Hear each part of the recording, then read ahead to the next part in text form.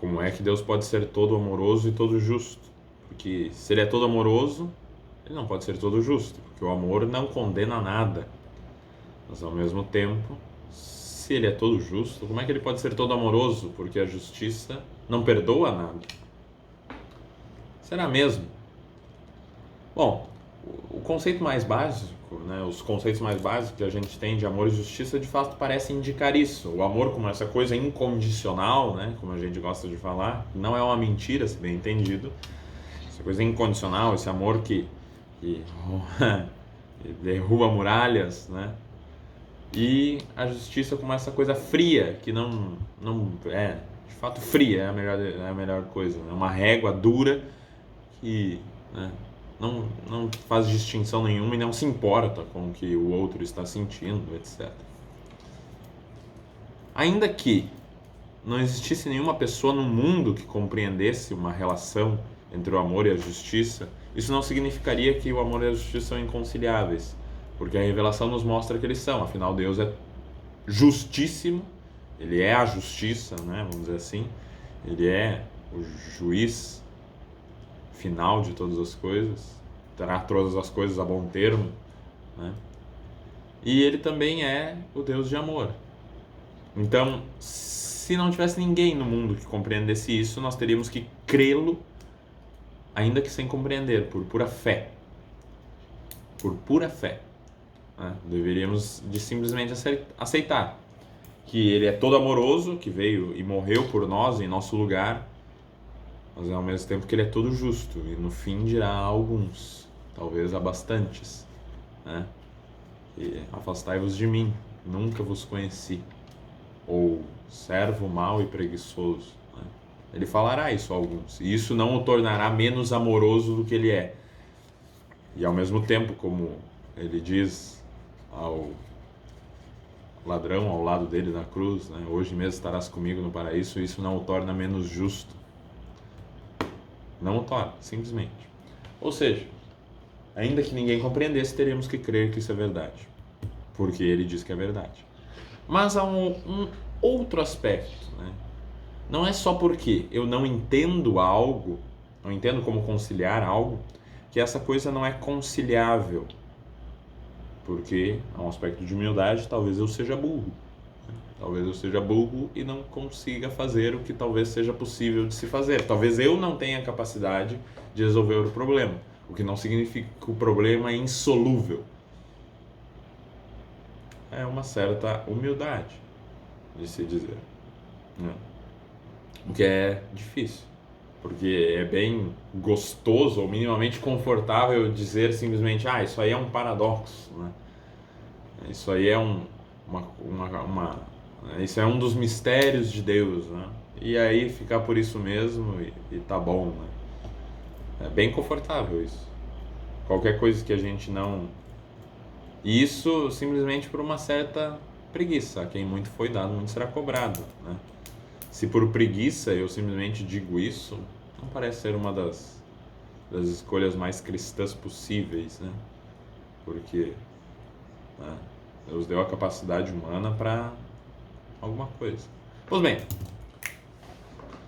agora, o que a gente tem então, normalmente quando a gente trata desse problema, é uma certa caricatura, tanto do amor quanto da justiça. A gente desconecta o amor do seu aspecto de verdade. O amor, de fato, ele é incondicional, mas ele não é desconectado de um aspecto de verdade que talvez doa naquele que é amado.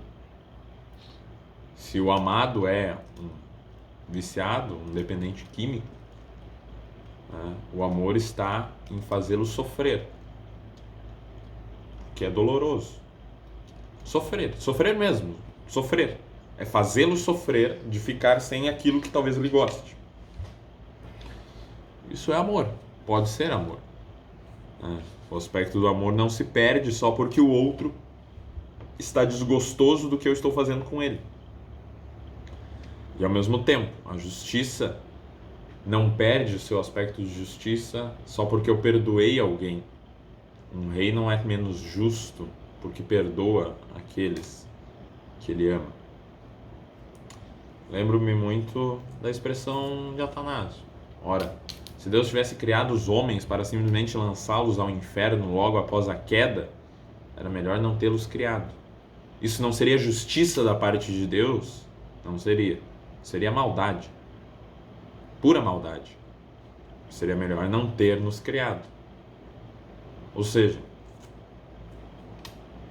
há uma linha tênue, mas bem entendida, correta, do que é a relação da justiça com o amor.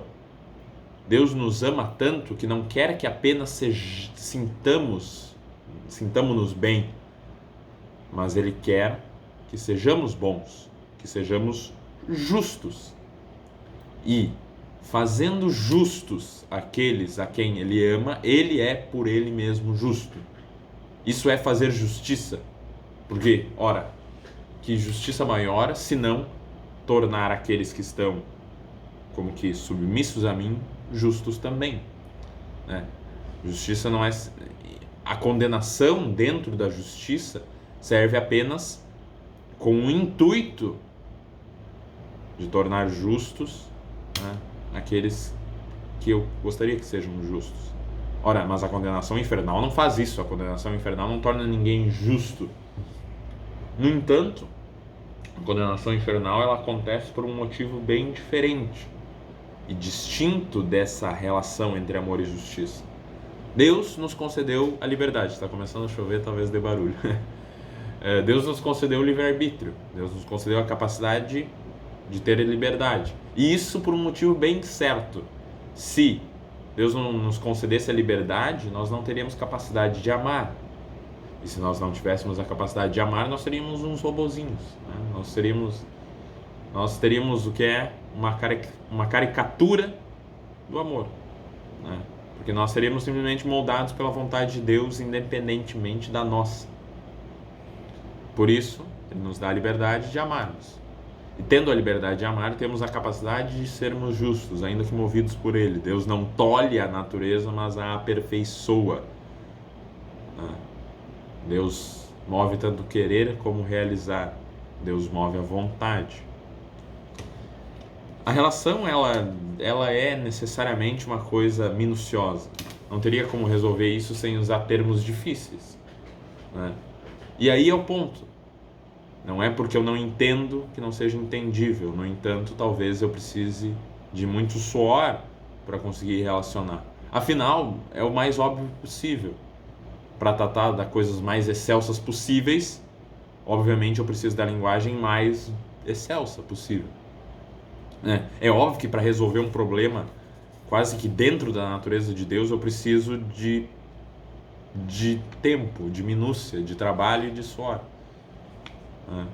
Talvez eu nem consiga resolver com uma vida inteira de estudos.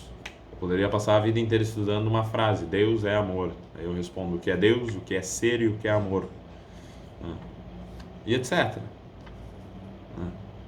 Mas é necessária uma certa humildade. É conciliável. Há tentativas e há resoluções já resolvidas de conciliação. Obviamente a mais conhecida é de Santo Anselmo. Deus, fazendo justiça, ama os seres humanos, mas não cabe aqui a explicação de tudo, né? Porque é necessário, e é isso, é apenas o que eu queria dizer, é necessário pegar e realmente ir a fundo, né? Não ficar simplesmente achando que, né, porque é assim e está pronto, né? Normalmente o que acontece aí é uma certa preguiça, né? E uma certa passividade, né? De ter o argumento mais mais bobo possível, né? O meu argumento é absurdo, logo ele é verdade, né? É eu querer simplesmente ignorar qualquer resolução e ir para o absurdo total. Creio porque é absurdo. Essa é a pessoa mais chata de se discutir, né? É aquela pessoa que eu digo assim: mas o seu argumento não faz sentido, né? E daí ela diz: exatamente, por isso ele está correto.